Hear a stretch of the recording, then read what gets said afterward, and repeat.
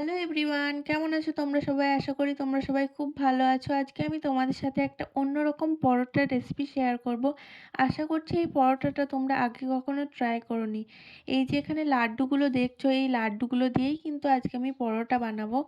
তাহলে চলো রেসিপিটা শেষ অবধি দেখতে থাকো, তাহলে বুঝতে পারবে যে আমি কিভাবে বানাচ্ছি। দেখো এখানে আমি ময়দা নিয়ে নিয়েছি। এবার ওর মধ্যে আমি ১ চামচ চিনি আর পরিমাণ মতো লবণ দিয়ে দিলাম। তোমরা লবণটা চাইলে স্কিপ করতে পারো। তবে লবণটা দিলে একটা আলাদা স্বাদ আসে, তাই আমি এখানে লবণটা দিয়ে খুব ভালোভাবে ময়দাটাকে মাখিয়ে নিলাম। এরপরে দেখো এখানে আমি ৩ টেবিল স্পুন মতো সাদা তেল দিয়ে দিলাম। এবার ময়দাটার সাথে তেলটাকে খুব ভালোভাবে মেখে নিতে হবে।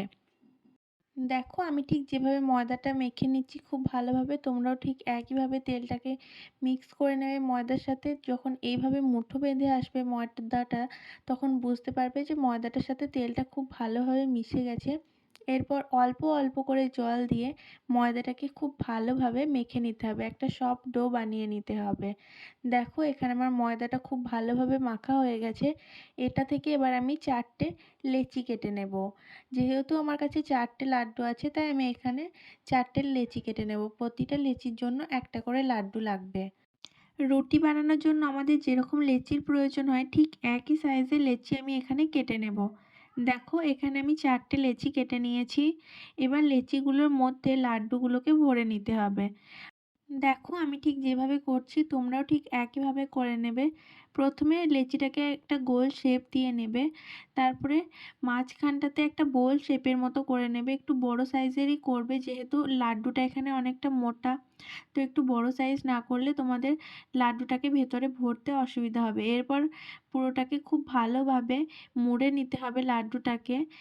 তারপরে একটা গোল শেপ দিয়ে এটাকে বেলে নেবে। বেলাটা আমি তোমাদেরকে দেখাচ্ছি না, একটু ঠিক করে বেলবে যাতে তোমাদের অসুবিধা না হয়। খুব পাতলা করে বেলে নিলে কি হবে, যখন তোমরা পরোটাটা বানাবে তখন তোমাদের এটা ছিঁড়ে যেতে পারে। দেখো আমি কোনো কিছু তেল বা বাটার না দিয়ে এমনি প্রথমে একটু সেঁকে নেব এপিট ওপিট করে। তারপরে খুব ভালোভাবে আমার সেঁকা হয়ে গেলে ওর মধ্যে আমি অল্প অল্প করে বাটার লাগিয়ে খুব ভালোভাবে পরোটাটাকে সেঁকে নেব। এই পরোটা সেঁকার পুরো প্রসেসটা কিন্তু তোমাদেরকে লো ফ্লেমে করতে হবে, যেহেতু পরোটাটা একটু থিক করে বেলা হয়েছে।